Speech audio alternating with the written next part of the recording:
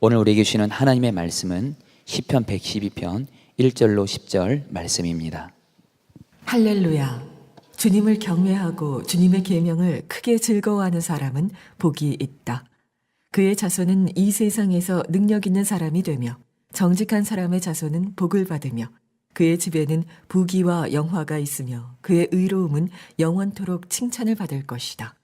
정직한 사람에게는 어둠 속에서도 빛이 비칠 것이다. 그는 은혜로우며 긍휼이 많으며 의로운 사람이다. 은혜를 베풀면서 남에게 꾸어주는 사람은 모든 일이 잘 될 것이다. 그런 사람은 일을 공평하게 처리하는 사람이다. 그런 사람은 영원히 흔들리지 않을 것이다. 의로운 사람은 영원히 기억된다. 그는 나쁜 소식을 두려워하지 않으니 주님을 믿음으로 그의 마음이 굳건하기 때문이다. 그의 마음은 확고하여 두려움이 없으니 마침내 그는 그의 대적이 망하는 것을 볼 것이다. 그는 가난한 사람들에게 넉넉하게 나누어 주니 그의 의로움은 영원히 기억되고 그는 영광을 받으며 높아질 것이다. 악인은 이것을 보고 화가 나서 이를 갈다가 사라질 것이다. 악인의 욕망은 헛되이 꺾일 것이다. 여러분에게 좀 생뚱 같은 질문을 좀 드려보고 싶습니다. 그러나 마음으로 대답하시기 바랍니다. 여러분은 복 있는 사람입니까? 제가 만난 교인 중에 예수를 믿었는데도 별로 복 받은 것은 없다고 그렇게 말하는 교인을 만난 적이 있습니다. 꽤 그런 생각을 하시는 분들이 많으신 것 같습니다. 예수를 믿기는 했는데 무슨 하나님으로부터 특별하게 복을 받은 것은 없다 하는 생각을 하는 거죠. 여러분, 이건 대단히 참 중요한 문제입니다. 이건 내가 얼마나 소유가 많으냐, 내가 얼마나 원하는 대로 살았느냐, 성공했느냐 하는 문제가 아니고 믿음의 문제입니다. 내가 복이 있는 사람인지 또는 아직 복을 못 받았는지는 전적으로 믿음의 문제입니다. 여러분, 만약에 여러분의 자녀들이 집도 있고 가족도 있고 또 건강하기도 하고 또 공부도 할 수 있는 여건도 되는데도 몇 가지 마음의 불만 때문에 나 불행하다 그렇게 말을 한다면 아마 여러분들은 그 참 너무너무 기가 막힐 것입니다. 이 불행하다는 생각에 갇혀 있는 거죠. 그래서 얼마든지 행복할 수 있는데도 그는 정말 불행하고 고통스럽게 살잖아요. 예수를 믿는 우리도 똑같습니다. 여러분, 예수를 믿게 되었다는 것 자체가 우리가 말할 수 없이 복 있는 사람이 된 겁니다. 앞으로 복을 받아서 복 있게 되는 것이 아니고 예수를 믿을 때 우리는 이미 복 있는 사람이 된 것입니다. 그리고 복 있게 사는 것입니다. 여러분, 우리가 모든 죄가 정말 모든 죄가 사함 받았잖아요. 하나님이 우리를 사랑하시되 우리를 하나님의 자녀 삼으셨잖아요. 주 예수님이 우리 안에 오셨잖아요. 영적인 눈이 뜨여서 하나님이 살아계신 것을 믿게 됐고 하나님의 나라가 있다는 것도 알게 됐잖아요. 여러분, 이게 얼마나 엄청난 일입니까? 무슨 복이 더 필요할 문제입니까? 그런 은혜와 복을 우리가 받았습니다. 이미 우리는 아주 복 있는 사람이 된 겁니다. 중요한 것은 이제 그 복 있는 삶을 살아야 하는 거죠. 이건 전적으로 믿음의 문제입니다. 오늘 시편 112편에서 도대체 어떤 사람이 복이 있는지에 대해서 말씀하고 계신데 두 가지 특징을 말씀합니다. 하나는 하나님을 경외하는 것이고 또 하나는 하나님의 계명을 크게 즐거워하는 것입니다. 1절 말씀에 이렇게 썼습니다. 할렐루야, 주님을 경외하고 주님의 계명을 크게 즐거워하는 사람은 복이 있다. 이 여호와를 경외하는 것과 또 여호와의 계명을 크게 즐거워하는 것은 사실은 같은 내용입니다. 이 둘은 어느 하나만 성립이 되고 어느 하나는 성립되지 않을 수가 없는 말씀입니다. 하나님을 경외한다면 하나님의 말씀을 크게 즐거워하게 되고 하나님의 말씀이 크게 즐겁다면 그는 늘 하나님을 바라보며 사는 하나님을 경외하는 사람이기 때문에 그렇습니다. 만약에 여러분이 예수를 믿고도 아직도 무슨 복 받은 게 없다고 생각하거나 또는 앞으로 하나님이 어떤 복을 주시기를 그저 기다리고 있는 분이라면 여러분 하나님을 경외하고 하나님의 계명을 크게 즐거워하는 삶을 한번 살아보시기 바랍니다. 너무나 명확하게 우리가 어떻게 하면 복 있는 삶을 살지에 대하여 성경이 분명히 말해주고 있습니다. 여러분 중에는 목사님 저는 하나님의 계명을 크게 즐거워하는 것이 좀 어렵습니다. 그렇게 생각하시는 분도 있으실 거예요. 성경 내가 가지고 다니기는 해도 읽어본 적은 없고 또 읽어보고 싶은 마음도 별로 없고 성경 그러면 잠밖에 안 오고 그런 분들도 실제로 이 자리에 있으실 겁니다. 하나님의 계명이 크게 즐거워해야 된다. 그 점이 딱 마음에 걸리는 분들도 있을 겁니다. 그런데 여러분이 정말 예수를 믿었다면 여러분 안에 일어나는 하나님의 말씀에 대한 여러분의 마음의 변화를 아셔야 합니다. 여러분 원죄가 뭔지 아십니까? 하나님의 말씀을 버리고 마귀의 말을 따른 게 원죄입니다. 하나님께서는 아담과 하와에게 선악과를 따먹지 말라. 그러면 정령 죽을 것이라고 말씀하셨습니다. 근데 마귀는 아담과 하와에게 선악과 따먹으라. 그러면 너가 하나님처럼 될 것이라. 그때 아담과 하와가 하나님의 말씀을 버리고 마귀가 주는 말을 들은 것이 원죄입니다. 우리는 우리 안에 원죄가 있어서 하나님의 말씀에 대해서 처음에 마음에 끌리지 않고 부담스럽게만 하고 하나님의 말씀은 나를 오히려 힘들게 한다는 생각이 있습니다. 우리 속에 그런 생각이 있어요. 그래서 여러분 중에는 성경 한 번도 제대로 보지 못한 분, 또 보고 싶은 생각도 의욕도 없으신 분도 있으실 거예요. 근데 이제는 분별할 줄 알아야 합니다. 하나님의 말씀에 대해서 내가 거부감이 들고 하나님의 말씀은 너무 나를 답답하게만 하고 매력도 없고 하나님의 말씀대로 사는 건 나를 구속하는 것만 같이 느껴지는 것이 얼마나 심각한 문제인지,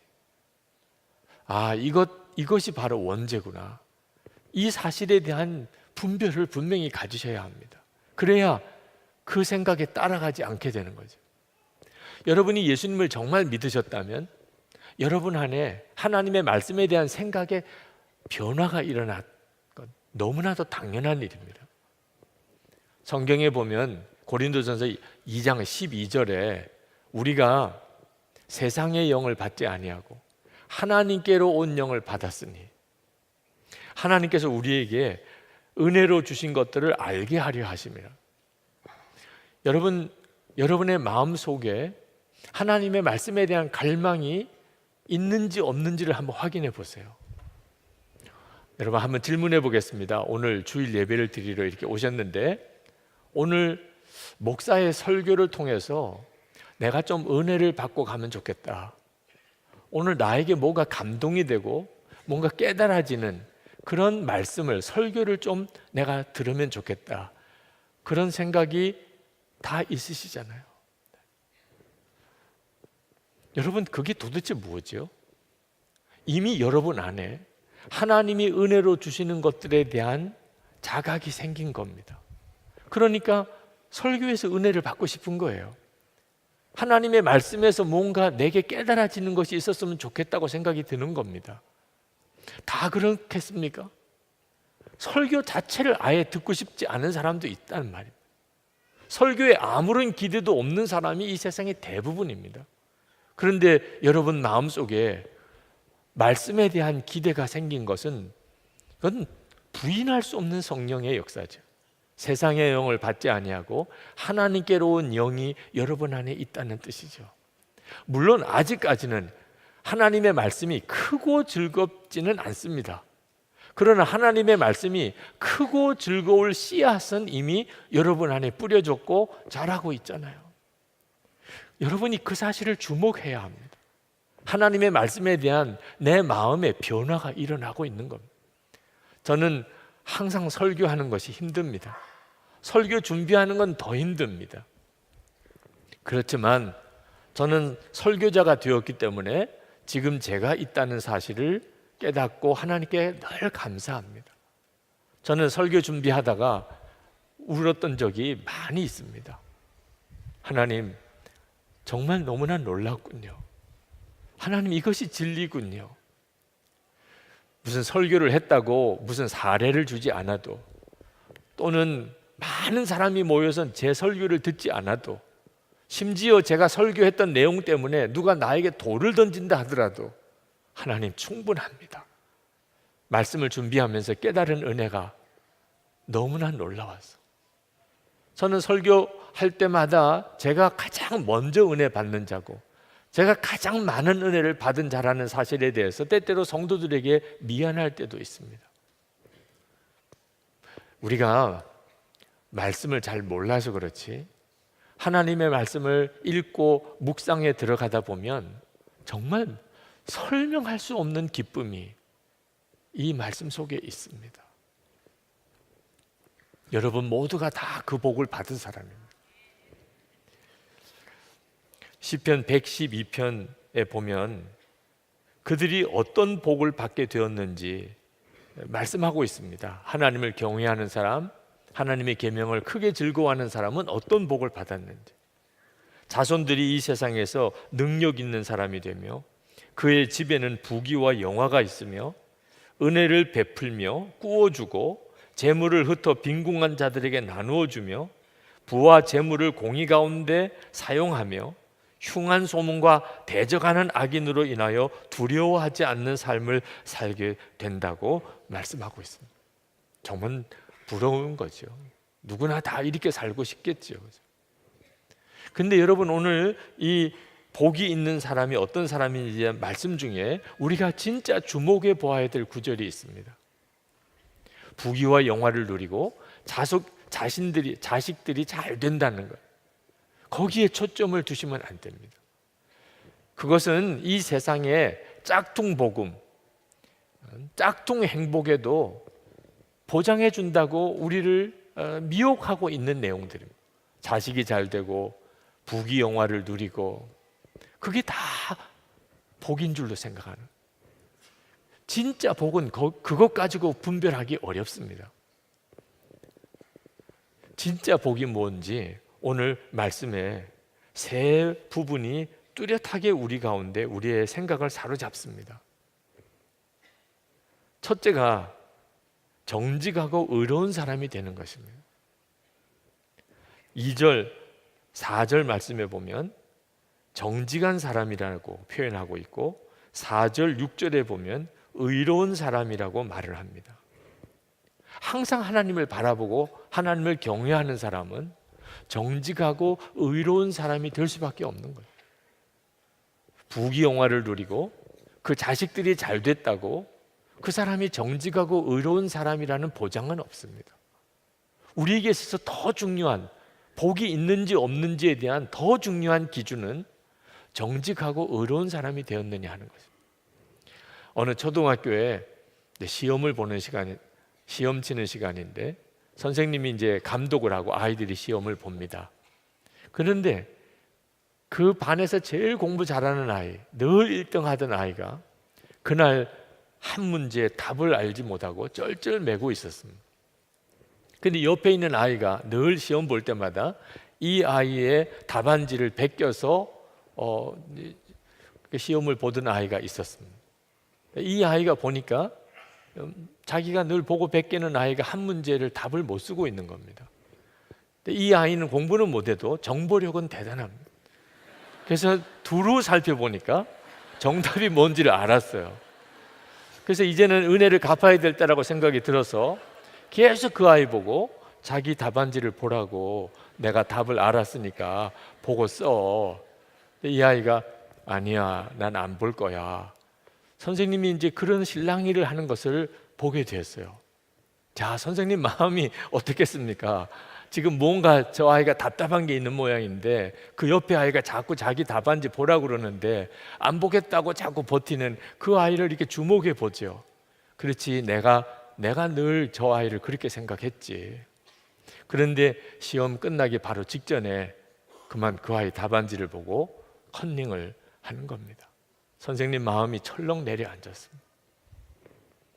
근데 시험지를 거두는데 다른 아이들은 다 시험지를 내고 나가는데 이 아이만큼은 마지막까지 고개를 숙이고 가만히 있다가 맨 마지막에 시험지를 들고 나오면서 아이가 울면서 선생님, 저 빵 좀 주세요. 저 한 문제 컨닝했어요. 선생님이 그 아이를 와락 끌어 안아줬대.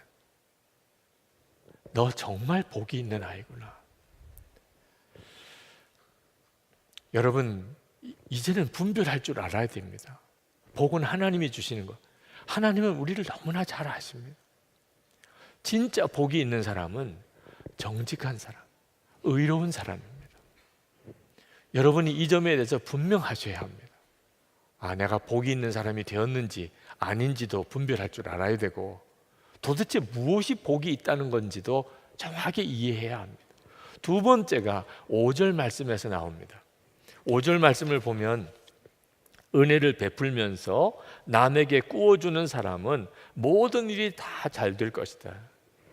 복이 있는 사람의 특징은 어려운 사람을 도와주는 것입니다. 남에게 꾸어주는 것입니다. 그 사람이 복이 있는 사람입니다. 왜냐하면 자기가 복이 있으니 자기는 받을 사람이 아니고 줄 사람이라고 하는 생각이 분명한 겁니다. 나는 하여튼 도와줘야 되는 사람이야. 왜? 하나님이 내 아버지시니까, 내게 복이 있으니까 나는 도와줘야 되는 사람이라. 왜 내게만 달라고 그러냐? 왜 내게만 도와달라고 그러냐? 그런 마음이 아니에요. 내가 복이 있으니까 당연히 그렇지. 여러분, 이건 정말 굉장히 놀라운 일입니다. 태국의 언어 중에 농부에 대해서 자콘이라고 그렇게 부른다고 그럽니다. 근데 이 자콘이라는 단어의 뜻은 가난한 운명을 타고난 이라, 그런 뜻입니다. 그러니까 태국의 농부들은 가난한 운명을 타고났다고 생각하는, 왜? 자기가 자콘이니까. 그래서 가난이 대를 이어 내려가는 겁니다. 왜? 우리는 가난의 운명을 타고난 사람들이니까. 생각이 얼마나 무서운 줄 아십니까? 안희숙 여사가 쓴 죽으면 죽으리라고 하는 간증책에 보면 일제시대 때 신사참배 거부하고 감옥에 갇혔을 때, 그때 그 감옥에서 자기도 힘든데 그 흉악범들, 온갖 죄를 짓고 같이 수용되어 있는 그 사람들을 정말 지극정성으로 섬겼던 이야기를 그가 쓰고 있습니다. 얼마 주지 않는 밥마저도 그것을 덜어서 더 먹고 싶은 사람들에게 나누어주며 그렇게 지냈던 거예요. 그러면서 그가 간증하기를 자기가 감옥에서 어려운 사람들, 그런 사람들을 도와주면서 자기 영혼이 살았다는 거예요. 그 감옥 생활 중에 자기가 영적으로 침체되지 않을 수 있었다는 거예요. 도와주면서 자기가 살았다는 거예요. 여러분, 어떻게 그럴 수 있죠? 믿음 때문입니다. 나는 도와줘야 될 사람이야. 자기 자신도 지금 감옥에 갇혀 있는 죄수면서 거기서도 나는 도와줘야 될 사람이야. 복이 있는 사람이니까.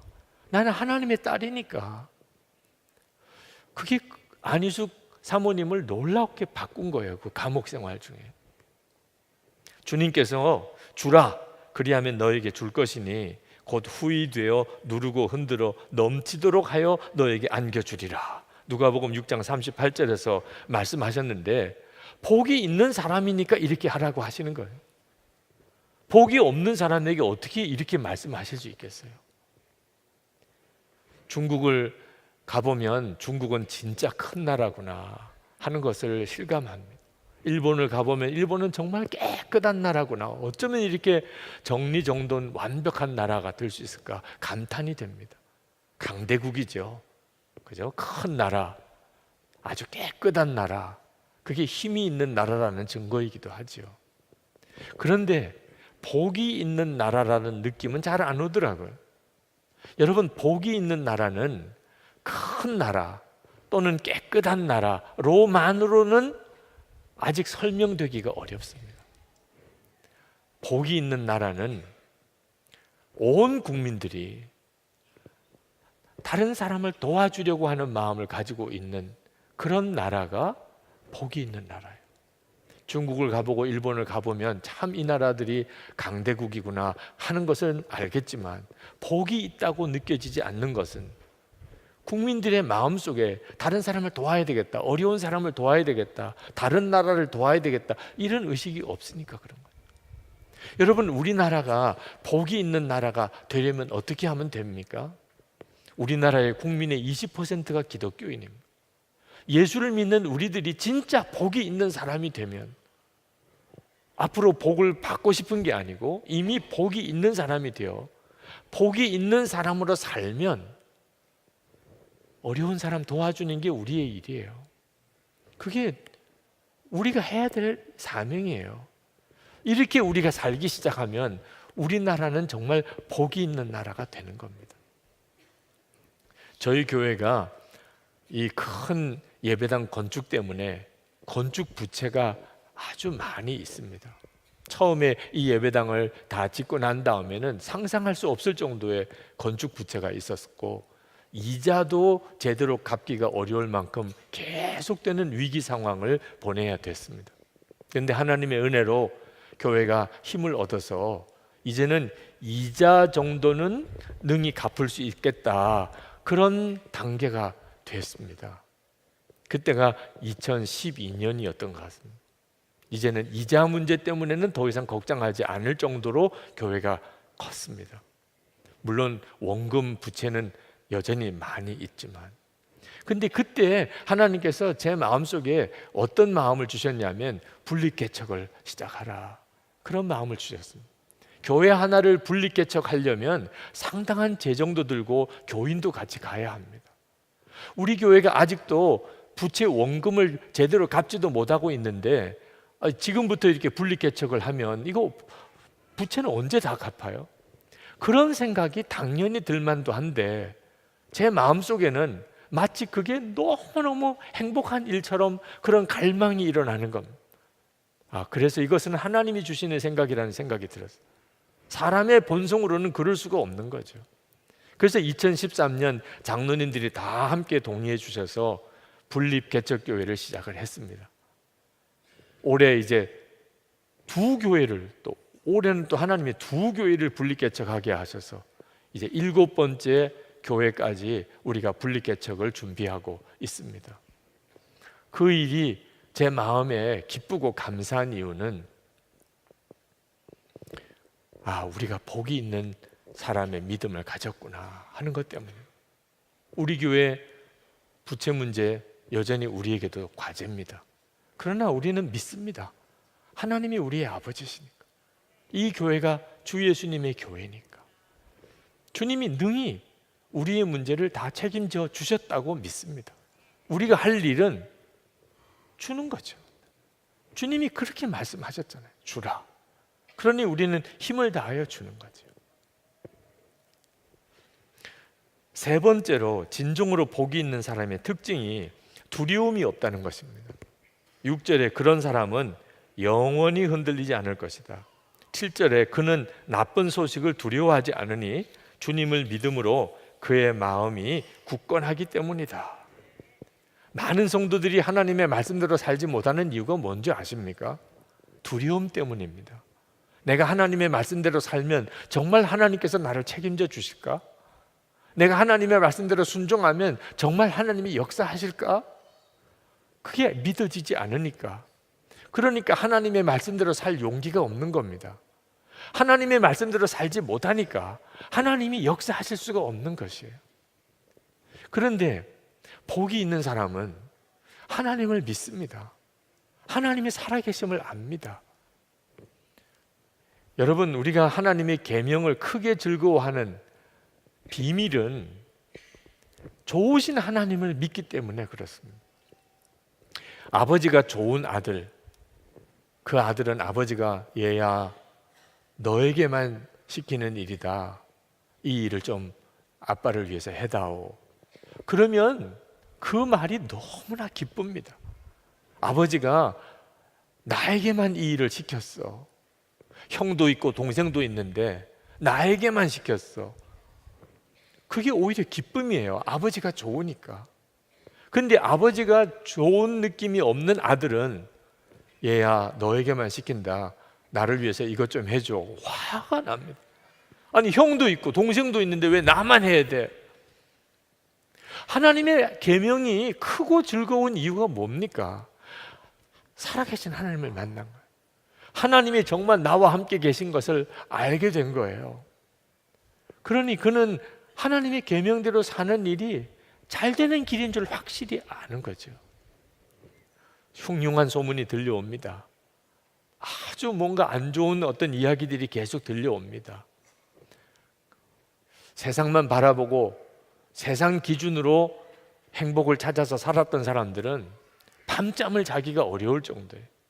그런데 하나님을 믿는 사람은, 정말 믿어지는 사람은 그 흉흉한 소문, 또 안 좋은 이야기들, 누가 나에게 대해서 오해하고 나를 비난하고 그런 말들 앞에서도 두려워하지 않습니다.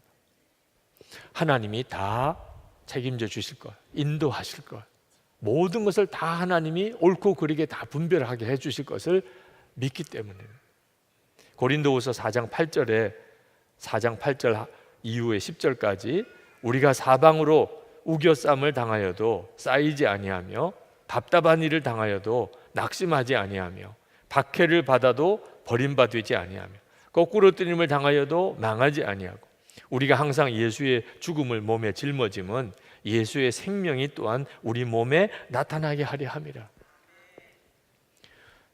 정말 예수를 믿고 내가 복이 있다고 믿어지는 사람은 어떤 환난과 어려움이 와도 그는 무너지지 않습니다. 여러분이 예수를 믿으셨다면 여러분은 이미 복이 있는 사람인 것을 믿으셔야 합니다. 그리고 그 복이 있는 사람이기 때문에 복이 있게 사는 겁니다. 그때부터 하나님의 역사가 나타나는 겁니다. 저는 어릴 때부터 영락 없는 목사라는 소리를 듣고 자랐어요. 아니 조그마한 어린 아이인데도 야 너는 영락 없이 목사구나. 그건 제가 어릴 때부터 아주 남다르게 정말 목사다운 사람이었기 때문이 아니었어요. 제가 어릴 때부터 들었던 말이 하나님께 바친 목사라는 거예요. 그 어린아이 때 그 말은 저에게서 엄청난 영향이 되었습니다. 목사의 아들로 자라면서 큰아들이라 하나님께 바쳐졌다는 거예요. 그래서 나는 목사밖에 될 다른 길이 없는 거예요. 여러분 생각해 보세요. 5살, 6살 되는 아이가 나는 목사가 돼야 돼. 이제 초등학교 다니는 아이가 나는 목사야. 이제 중학교, 고등학교 사춘기를 보내는데 나는 목사가 될 팔자야. 어떻게 살겠어요? 그러니까 사람들이 볼 때 넌 영락 없이 목사구나. 그렇게 살게 되는 겁니다. 생각이 그렇게 중요해요. 여러분 그렇다면 여러분이 나는 하나님의 사랑하는 자녀야. 하나님이 내 아버지셔. 나는 이미 정말 말할 수 없는 복을 받았어. 나는 주는 사람이지 받는 사람 아니야. 나 어떤 것도 이제 두렵지가 않아. 여러분이 그런 마음과 생각을 가지고 산다면 여러분의 인생이 어떻게 변할까요? 이건 너무너무 중요해요. 나는 복도 못 받았어. 예수를 믿고도 그렇게 생각에 빠지면 안 됩니다. 오늘 말씀을 다시 한번 같이 읽어보면 좋겠습니다. 1절 말씀 다 같이 읽겠습니다. 할렐루야.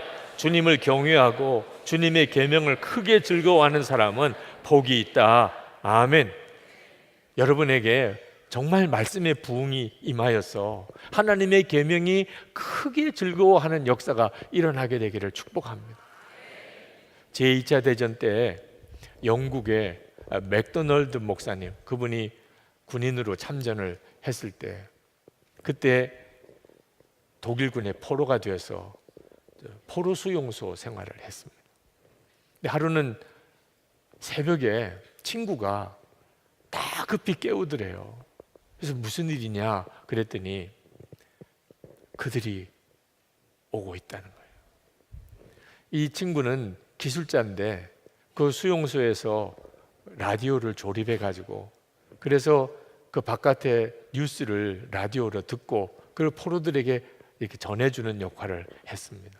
그런데 노르만디 상륙 작전 성공했다는 BBC 뉴스를 들은 거예요. 그들이 온다는 것, 이건 그들에게, 포로들에게는 암호입니다. 연합군이 이제 진격에 온다는 뜻입니다. 그 새벽에 수용소에 있는 모든 사람에게 전해졌어요. 그들이 온다, 그들이 온다. 그들이 왔다는 거예요. 아침에 그 운동장으로 포로들이 나와서 춤을 추면서 기뻐합니다. 외치기를, 그들이 왔다는, 그들이 온다는 것입니다. 그 모습을 지켜보는 막루에 있는 독일군 병사들, 총뿌리를 그들에게 겨누고 있는 그 병사들이 볼 때는 완전히 미친 사람, 집단적으로 미쳤구나, 그렇게 생각하면서 그 연합군 포로들이 그렇게 기뻐하고 소리 지르는 것을 보고만 있었다는 거죠. 여러분, 이것이 예수 믿는 우리들 이야기예요. 정말 우리야말로 그렇습니다. 우리는 주님이 오셨다는 사실을 알잖아요. 주님이 내 마음에 임하셨잖아요. 정말 그분이 오셨잖아요. 우리는 하나님의 나라가 있다는 것도 알잖아요. 하나님의 말씀의 성경 속에 너무나 놀라운 복음이, 하나님의 계획이, 하나님이 역사하실 일들이 다 기록되어 있다니까. 정말 춤을 추면서 기뻐할 일이죠. 세상 사람들이 볼 때는 완전히 미친 사람 같이 여겨질 정도. 여러분, 바로 그 믿음 때문에 우리가 세상에 정직하고 의로운 사람으로, 그리고 주고 또 주는 사람으로, 그리고 세상 어떤 일들로 인하여도 두려워하지 않는, 그래서 끝까지 하나님의 말씀대로 살아갈 수 있는 사람이 되는 것입니다. 오늘 이 시간 여러분에게 그 은혜가 있기를 축복합니다. 여러분 모두가 다 정말 복이 있어 복 있는 자의 삶을 살게 되기를 축원합니다. 우리 기도하실 때 하나님, 저에게도 말씀의 부흥을 주소서, 말씀이 크고 즐거워지게 해주소서. 하나님께서 말씀을 통해서 우리에게 보여주신 하나님의 놀라운 복음으로 인하여 기뻐하며 뛰며 하나님의 말씀대로 사는 자가 되게 해 주옵소서. 정직하고 의롭고 끊임없이 다른 사람에게 주는 자로 살고, 그리고 두려움이 없는 삶을 살게 하소서. 우리 다 같이 통성으로 기도하겠습니다. 은혜와 사랑이 충만하신 하나님, 놀라우신 하나님의 은혜를 감사합니다. 하나님 역사하시고 하나님의 긍휼과 은혜로 더욱 사로잡아 주시고 하나님의 영광을 위해 살게 하여 주시기를 원합니다. 오늘도 주의 은혜를 사모합니다. 사모하며 하나님 갈급한 우리의 마음의 심령을 주님 받아주시기를 원합니다. 아버지 하나님, 하나님의 놀라우신 은혜와 놀라우신 하나님의 역사로 우리의 심령에 눈이 온전히 열려서서 하나님 함께 하신 하나님을 온전히 바라보게 하시고, 하나님의 말씀이 우리 가운데 성령으로 놀라우게 깨달아져서 하나님 크게 즐거워하게 하여 주시기를 원합니다. 하나님 사랑하는 성도들의 삶 속에 하나님의 말씀이 그대로 성취되기를 원합니다. 하나님 정직한 자와 의로운 자로 살며 하나님 베풀고 나눌 자로 살며 하나님 어떤 상황에도 두려워하지 아니하고 하나님의 말씀에 따라 사는 자 되게 하여 주셔서 하나님 역사를 이루소서. 주의 영광을 드러내소서. 하나님의 은총을 충만하게 부어주소서. 할렐루야. 아버지 하나님의 은혜를 감사합니다. 오늘도 저희들이 은혜를 사모하여 주님께 왔습니다. 말씀과 성령의 역사가 우리 가운데 부어지기를 원합니다. 하나님, 저희들 안에 진정한 말씀의 부흥이 일어나기를 원합니다. 하나님을 경외하며 하나님의 계명을 크게 즐거워하는 역사가 우리 속에 일어나기를 원합니다. 사랑하는 성도들의 눈을 열어 주를 보게 하시고 하나님께서 허락하신 놀라운 복음을 듣게 하시고 하나님의 말씀에서 하나님의 행하시는 일들을 보게 해주셔서 하나님 정말 뛰며 기뻐하며 즐거워하게 하여 주옵소서. 그래야 우리가 세상의 어떤 상황에서든 정직한 자요 의로운 자로 살게 하시고 주고 또 줄 수 있는 자로 살게 하시고 어떤 상황에도 두려워하지 아니하고 담대히 하나님의 말씀대로 사는 자 되게 하여 주옵소서. 복이 있으니 복 있게 살라고 하시는 말씀을 아멘으로 받습니다. 오늘도 전심으로 하나님께 예배하고 하나님 앞에 감사의 예물을 주께 올려드린 성도들을 주님 받아주소서. 하나님, 우리의 주님을 향한 뜨거운 사랑, 온전한 믿음, 그리고 순종의 헌금입니다. 사랑하는 성도들에게 은혜와 복을 주시고, 그리고 하나님이 기뻐하시는 삶을 살게 하시되, 심령에는 성령의 능력이 충만하고 육신의 강건함 주셔서 오늘도 깨끗하게 고쳐 돌아가게 해주시고, 가정 안에 회복이 일어나고 사랑하는 성도들의 일터가 복을 받게 하여 주옵소서. 하나님, 나라와 민족의 평화의 통일, 복음의 통일을 위해 기도합니다. 주께서 그 일을 이루소서. 북한 안에 하나님이 기뻐하시는 정권이 서고, 남북한 주민들이 진정으로 서로 사랑하고 화해하고 하나 되게 역사해 주시고, 복음으로 이 민족이 하나 되는 역사가 일어나게 하소서. 아직도 억류되어 있는 김국기 목사님, 김정욱 목사님, 최춘길 선교사님, 중국에 있는 온성도 목사님 비롯한 하나님 주의 종들을 빨리 석방되게 해주소서. 세계 열방에 나가 있는 선교사님들, 오늘도 주의 은혜 가운데 붙들어 주셔서 정말 복 있는 자의 삶을 오늘도 있는 그 사역의 현장에서 살아가게 하시고, 예배 드릴 때마다 위에로부터 부으시는 하나님의 은총에 충만하게 하시고 새 힘을 부어 주시옵소서. 단기 선교 중에 있는 우리 사랑하는 교우들, 또 이번 주간에 떠나는 우리 단기 선교 팀들, 주의 손에 부탁합니다. 온전히 주님 사로잡아 복음의 증인으로 축복의 통로로 사용하소서. 지금 유년부 아이들이 오늘까지 여름 수련회를 하고 돌아옵니다. 이제 이번 주간에 우리 초등부, 소년부, 중등부 아이들이 수련회를 들어갑니다. 하나님, 우리 다음 세대 우리 자녀들이 주를 만나게 하소서. 주 예수님 안에서 저희들이 참으로 복이 있는 자로 그렇게 자라나게 하소서. 은혜의 역사가 충만하게 해 주옵소서. 주 예수 그리스도 이름으로 간절히 기도합나이다. 아멘. 우리 다 일어나셔서 찬양하겠습니다.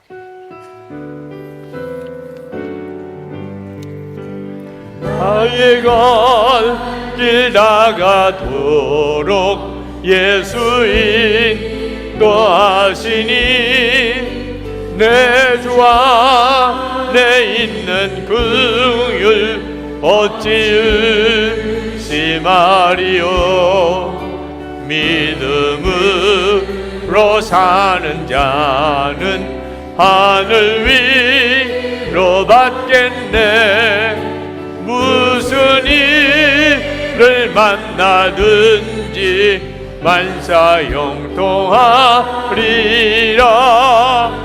무슨 일을 만나든지 만사형통하리라.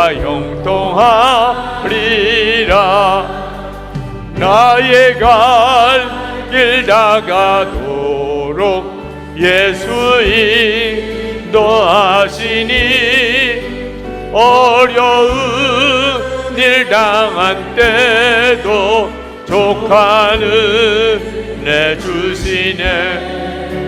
나는 심히 고단하고 영혼 매우 가라나, 나의 앞에 반석에서 샘물 나게 하시네. 나의 앞에 반석에서 샘물 나게 하시네. 나의 갈 길 나가도록 예수 인도하시니. 아멘. 그의 사랑 어찌 큰지 말로 알 수 없도다. 그렇습니다. 성령 감화 받은 영혼 하늘 날아갈 때에 영영 부를 나의 찬송 예수 인도하셨네. 영영 부를 나의 찬송 예수 인도하셨네. 아멘. 아멘. 하나님께 예배하고 돌아가는 주의 사랑하는 모든 성도들 위해 주 예수님의 은혜와 하나님의 사랑하심과 성령의 교통하심이 충만히 함께 하시기를 축원하옵나이다. 아멘.